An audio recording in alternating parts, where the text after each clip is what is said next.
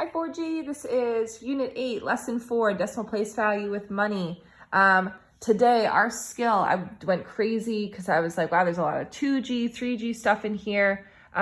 Really, the only new thing that kids need to understand is that whole, tenth, and hundredth have monetary equivalencies. They've never been called that when they were in second and third grade. In second and third grade, they actually just worked with coins.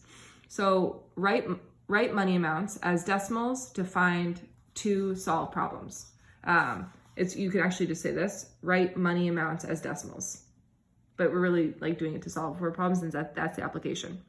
Application today, place value, regrouping within and without regrouping within place value charts and without place value charts, converting money to decimal totals, converting decimals to money totals, identifying the value of a decimal, and then interpreting word problems. And you'll see there's a lot of different applications throughout here of ways that money comes up. So when I was solving today, there we go, it's working.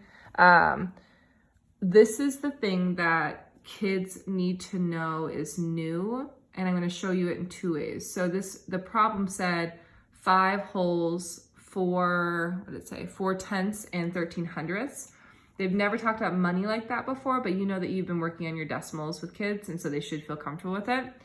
What I want them to recognize is when they hear tenths, when they hear hundredths, they can interchange it with pennies, because they need to be able to do that throughout the rest of the lesson. So I'm putting both values up above. Then they need to be able to recognize I'm still keeping it the decimal form, because many times you'll see for dimes, they need to be able to change it to tenths. 13 pennies, they need to change it to hundredths. Right now, we're already in the decimal form. I write the values, and what I should have done is when I did this, put them in this place value chart. I got a little bit frustrated here. Kids should not need to do this because their first step that they're saying is, my phone is really struggling to focus.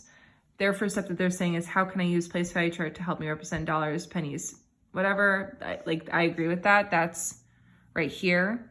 5 dollar bills are ones place, 2 dimes are tenths, 9 pennies are hundredths.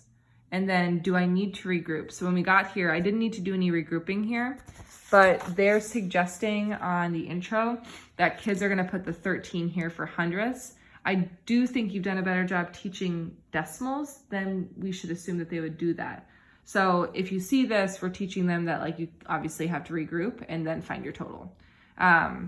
Great, so team, skill, application. Remember, these are the 2 things that I'm looking for you to be able to tell me on Thursday when I come in, or Wednesday when I come in. I'm gonna be asking you that throughout this week.